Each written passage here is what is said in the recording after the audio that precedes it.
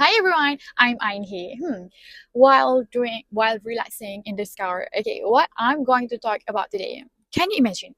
While I'm recording this video right now in this car, suddenly an earthquake strikes or a tsunami come out of nowhere.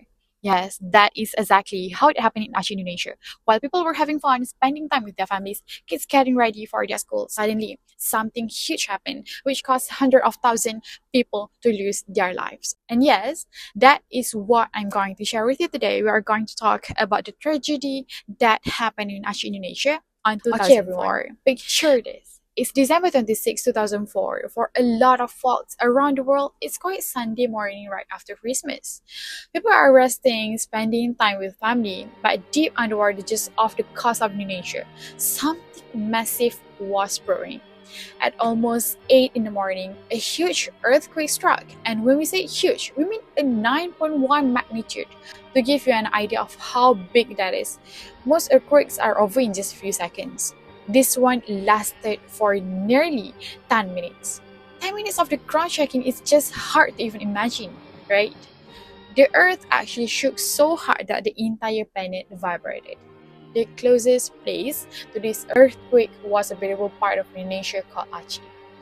In the city, their buildings fell down, and understandably, people were terrified and ran outside. But the scariest part is the earthquake was really just the beginning of the story. Yes, the real danger was happening out in the ocean.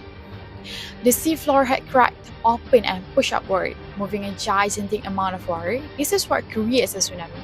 Now, out in the deep ocean, these waves travel incredibly fast, like airplane fast.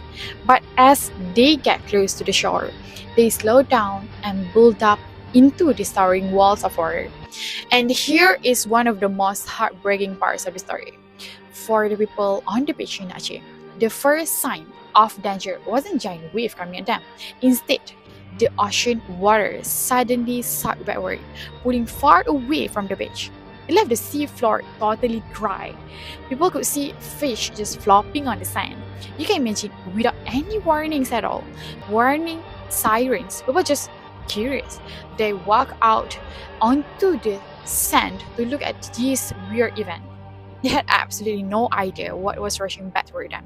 About 20 minutes after the earthquake, the water retained, but it wasn't a normal wave. It was dark, rushing wall filled the broken trees and debris. In some places, these waves were 100 feet tall. Think of 10-story building made of rushing water.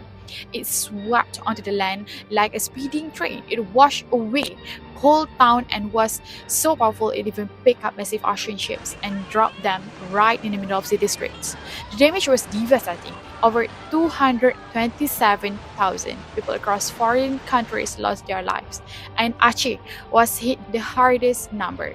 It really is. Millions of people lost their homes, lost their life. But in the darkest time, we also see the best humanity. The whole world stepped up. People from every corner of the globe sent food, clothing, and billions of dollars to help this family survive and rebuild. That's the beautiful part. Today, if you visit Aceh, the town are rebuilt, and thankfully there are now high tide alarm in the ocean to warn people, so the world never caught off guard like that again. The people of Aceh will always carry the memory of that day, but their story is such a powerful reminder to all of us, right? Why? Because nature is incredibly strong, but when we have each other, human beings are even stronger. Thank you all so much for listening and watching. Take care of yourself and look out for each other. Bye bye.